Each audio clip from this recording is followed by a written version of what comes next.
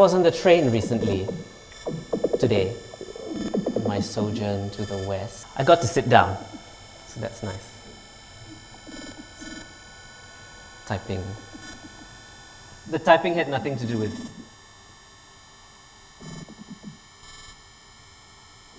And immediately, I think everyone kind of sensed her presence because she's elderly. But also, you know, we need to let her sit down, if not.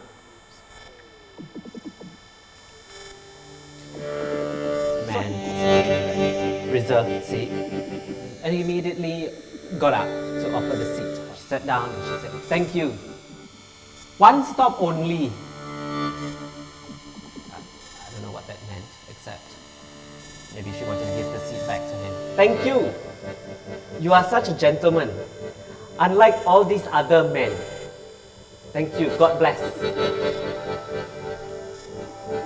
And I just kept thinking about, unlike all these other men, thank you. Who were all these other men? What did they do to her to cause her to behave this way? And I guess I just kept thinking, what's her story?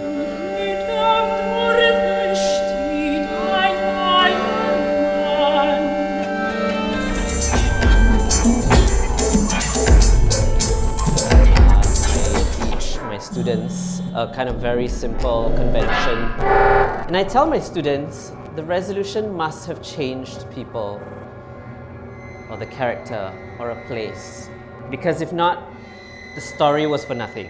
So since primary 2, I've just kind of dabbled in drama. I suppose junior college was quite special because like an examinable subject. I suppose this is the exposition to my life right now, if there was one.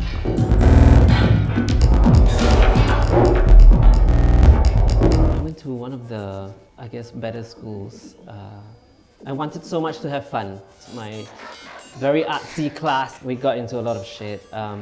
I think it wasn't a nice place to be if you're not doing well. I'm quite certain I had my first anxiety attack during junior college, and I'm quite certain I had quite some level of depression.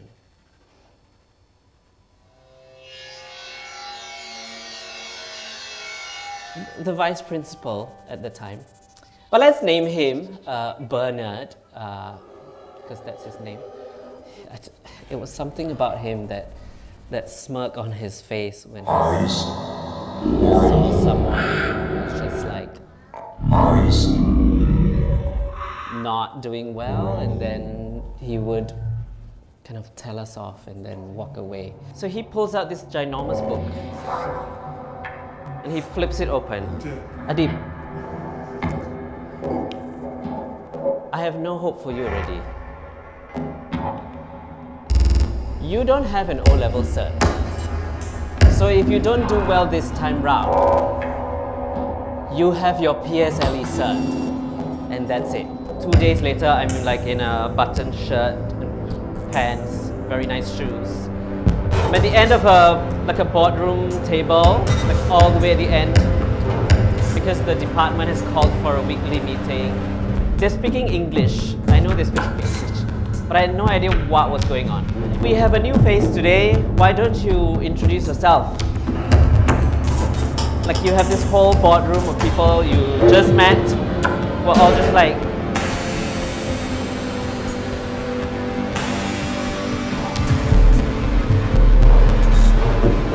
it's just the idea of me going into a full-time job, not doing things that I was enjoying anymore, but having to really get serious, but also the commitment I made, you know, to get a good paying job and, I don't know, I guess support my family. And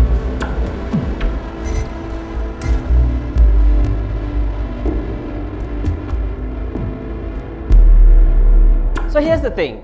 I think I didn't know that what I was going through at the time. I think not being employed was really tough.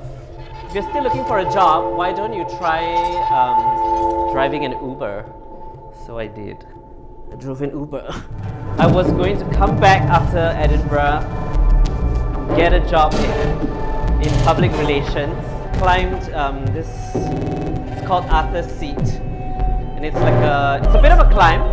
I took out my graduation robe, I put it on, and I got my friend to take a photo of me. Because remember, it was happening while I was here. But the story actually is about this woman who is battling depression. So it goes from really happy, very camp, very fun, to really sad, and her kind of slowly healing from depression. And it was so funny because there's one moment in the show where it's quiet, she's kind of on the brink of breaking down, and I think I uttered these words to myself, "Oh no." Because that was the very moment that I realized I had my depression back. And literally my friend, who was the performer for this show, would say things like, "Can you not be depressed?" I came back to Singapore and continued driving my Uber. There was one day I just wasn't feeling it. So I went to my secret place, my secret favorite place for lunch, which is East Coast. And I had lunch. And I got back in the car. And I just sat there. And for no reason, I just started crying to myself.